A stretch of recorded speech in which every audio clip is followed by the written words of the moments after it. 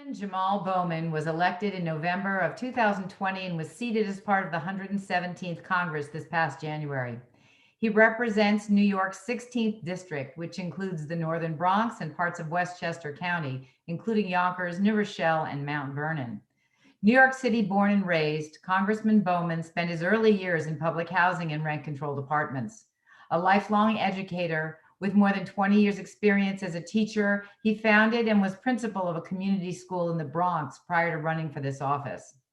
Congressman Bowman is the vice chair of the Education and Labor Committee and the chair of the Energy Subcommittee on the Science, Space, and Technology Committee. He's a fierce advocate for racial and economic justice, and most relevant for our conversation today, for broadband and affordable housing. In March, Congressman introduced Broadband Justice Act, which aims to provide subsidized broadband to approximately 8 million federally assisted households by updating HUD, Treasury, and USDA utility allowance definitions to include broadband, providing increased operating funds for monthly broadband subsidies, and creating a grant program for housing providers to support broadband infrastructure improvements.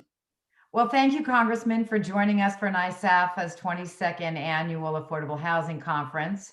You know, we've been very involved in broadband for a couple of years now, and we're delighted to have you join us as a real advocate in our space. So maybe you could start by telling us a little bit about, you know, as a lifelong educator, what about your experience made you realize the importance of broadband in the lives of your students and the constituents in general? Yeah, sure. First of all, hello. Thank you for having me. Yeah, so I worked in education for 20 years.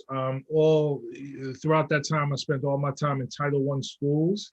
I was a teacher, school counselor, and middle school principal for 10 years.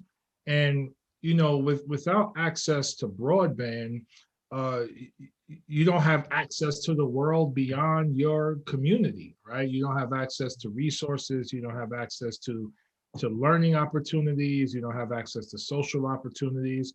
And in our school, you know, we fought to get access to broadband in our school initially, and then access to the hardware so that students can benefit from the broadband. So, you know, before, you know, I resigned, you know, we were ready for remote learning because, you know, we did the work prior to the pandemic to be ready for it. But many kids, millions of kids across the country were not. So it's both access to remote learning opportunities and curricula, but it's also access to, you know, the encyclopedia of the internet and the world beyond, you know, your community. And it's key. And as we know, you know, low-income communities have less access to broadband, and because you're poor, shouldn't remove this opportunity for you. So yeah, you know, I saw it with my students. We fought, you know, in our school to give them access. And you know, coming into Congress in the middle of a pandemic where kids were trying to access online learning, it was obviously needed. So, you know, that's why we introduced the Broadband Justice Act.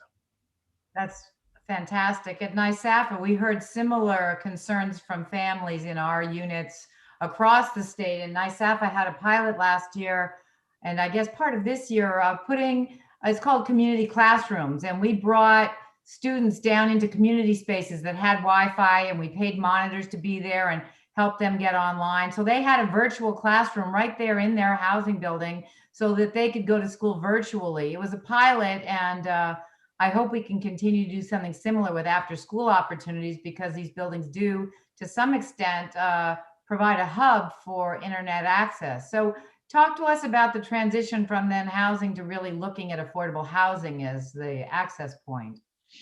Well, yeah. So, you know, when you live in federally subsidized affordable housing, you know, your utility costs are a part of the overall package that comes with your voucher and your subsidy. So it's important for us to redefine broadband as a utility, so it can be included in the overall federal subsidy. And that's just a game changer for families, you know, as opposed to the $7 of support that families are currently receiving. This will provide resources up to $50 of support for each family, which again is a game changer and huge. You know, what you just mentioned though about the work you do as in terms of using a building or community as a hub, that's really key because learning is a collaborative process, and the more kids can learn alongside their peers and other kids, the better. So, you know, home access is essential and that opportunity is critical, but in terms of learning amongst your peers within your community, building infrastructure would be key too. And, you know, the American Jobs Plan, you know, has a focus on affordable housing, which is exciting and great. It also has a focus on broadband, you know, and as we move forward and as we become a fully accessible, equitable, renewable energy economy, any investment in affordable housing has to bring the broadband element with it. And any new construction, any retrofits must also include broadband as well. I think that's extremely important and very forward thinking of you. How can we help make sure that your bill remains a central component of the final infrastructure bill? And what can ISAFA members be doing across the state to help? I know in New York City, you probably already know, has now required in their new design guidelines, and we'll be talking about this in the panel in a few minutes. Now, all New York City new affordable housing will be required to not only provide the infrastructure for broadband access in housing, but also make it a free service that comes just like any other utility. It's very forward step, big forward step, and we hope the state will follow along, but it really needs to be a national mandate, I think.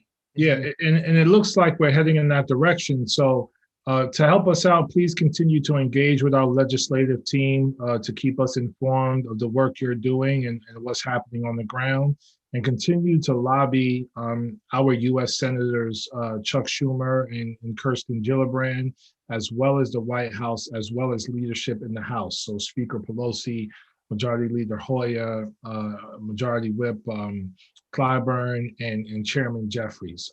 You know, lobbying them and pushing them and showing them that we have millions of people supporting this initiative is going to be key. But we look forward to continuing to collaborate with you and engage with you so that we can advocate accordingly as well, not just with legislation, but with letter writing and lobbying also. Absolutely. We're fully behind this and anything we can be doing, you know, and we'd welcome you to come to any of our NISAFA events when you're in New York and get to know us in person. We're hoping in the future we'll be able to have these events as we have previously in person, and it's a great chance to learn a lot more about affordable housing and for us to hear more about all the important work you're doing on our behalf in Washington. Anything else you want our members to know, or did I miss anything about your proposal? Well, no, just keep organizing, keep fighting, keep pushing elected officials at every level. We cannot relent. You know, this is a special moment in Washington where we have Democratic control of the White House, Senate, and House. So, like, let's be very bold and visionary and urgent in this moment, and continue to organize and continue to build. So, thank you. Great. Thank you so much. We really appreciate you joining us this morning. And please, if you have time, participate in any part of the conference. We'd love to have you join some more of our talks. Thanks so much. Thank you. Peace and love, everyone.